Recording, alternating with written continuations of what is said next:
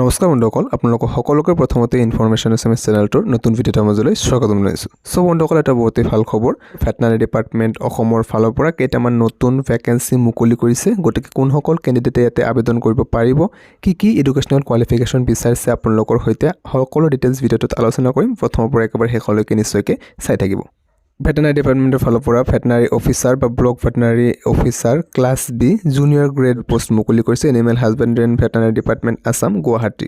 আৰু ইয়াতে open category post ৰখা হৈছে 37টা, আৰু ইয়াৰে ভিতৰত আপোনালোকৰ 11টা ওমেন ৰিজাৰ্ভ ফৰ ওমেন হৈ আছে। OBC MOBCৰ বাবে টোটেল ইয়াতে 19টা পোষ্ট ৰিজাৰ্ভ কৰা আছে। তাৰপিছত ৰিজাৰ্ভ ফৰ SCৰ বাবে 5টা আছে, ST প্লেন এৰিয়াৰ বাবে 7টা, আৰু ST হিলছ এৰিয়াৰ বাবে 3টা পোষ্ট ৰিজাৰ্ভ হৈ আছে।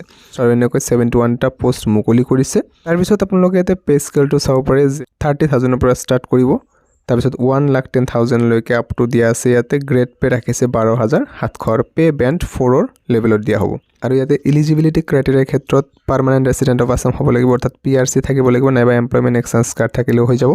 এডুকেশ্যনেল কোৱালিফিকেশ্যনৰ ক্ষেত্ৰত কি ৰাখিছে যাওক, a candidate must have at least a degree in animal husbandry and veterinary science from any recognised university or institution. কেণ্ডিডেটগৰাকী ইয়াতে এটলিষ্ট ডিগ্ৰী থাকিব লাগিব। কিহত? নৰ্মেল ডিগ্ৰী নহয়, ইয়াতে animal husbandry and veterinary science degree কৰা হ'ব লাগিব। আপোনালোকে যদি এইটো কৰিছে তেন্তে আপোনালোকে ইয়াতে এপ্লাই কৰিব পাৰিব। আৰু মন কৰিব, সকলো ছেমিষ্টাৰৰ ডকুমেণ্ট ইয়াতে আপলোড কৰিব লাগিব। Upload all semester or year sheet reflecting the subject and the final pass certificate.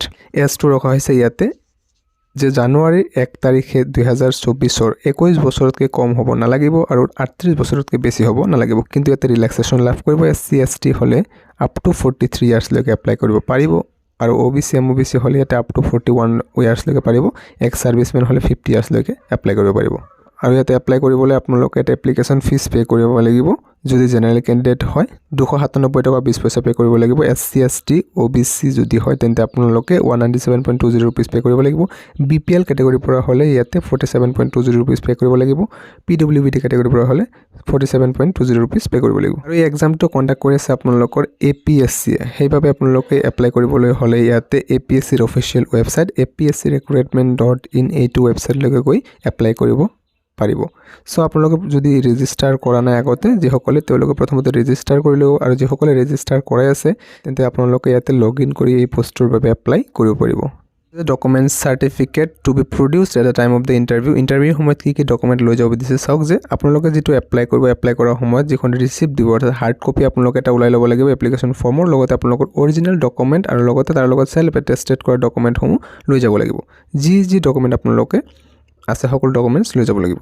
তাৰপিছত কৈছে যে এতিয়া কেনেকৈ চিলেকশ্যন প্ৰচেছটো লোৱা হ'ব। ডাইৰেক্ট ৰিক্ৰুটমেণ্ট হ'ব আপোনালোকৰ এই ক্ষেত্ৰত যিসকলৰ কোৱালিফিকেশ্যন আছে। আৰু কৈছে যে election procedure will be notified later on followed by issuing addendum if required.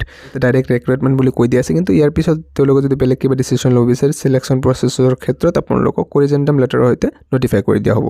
আৰু the commission will also' decide to conduct examination. এই জোনবিলাকত আপোনালোকৰ এক্সামিনেশ্যনসমূহ লোৱা হ'ব, যিটো ইণ্টাৰভিউসমূহ। চ' আপোনালোকে ইয়াতে চাব পাৰে শিলচৰৰ ক্ষেত্ৰত হাইলাকান্দি, কৰিমগঞ্জ, কাছাৰ, যোৰহাটৰ ক্ষেত্ৰত গোলাঘাট, ডিব্ৰুগড়, যোৰহাট, মাজুলী, চৰাইদেউ, শিৱসাগৰ, তিনিচুকীয়া, নগাঁৱৰ ক্ষেত্ৰত ডিমা হাছাও, হোজাই, নগাঁও, মৰিগাঁও, কাৰ্বি আংলং এণ্ড ৱেষ্ট কাৰ্বি আংলং, তেজপুৰৰ ক্ষেত্ৰত বিশ্বনাথ, ধেমাজি, লখিমপুৰ, শোণিতপুৰ এণ্ড ওদালগুৰি, কোকৰাঝাৰৰ ক্ষেত্ৰত চাব পাৰে বঙাইগাঁও, চিৰাং, ধুবুৰী, গোৱালপাৰা, কোকৰাঝাৰ এণ্ড চাউথ চালমাৰা, গুৱাহাটীৰ ক্ষেত্ৰত বৰপেটা, বাক্সা, কামৰূপ মেট্ৰ', নলবাৰী, দৰং, বজালি এণ্ড তামুলপুৰ। ইয়াতে অথৰিটিয়ে যিকোনো সময়তে আপোনালোকৰ জনৰ সংখ্যা ইনক্ৰিজো কৰিব পাৰে বা ইয়াতে ডিক্ৰিজো কৰি দিব পাৰে।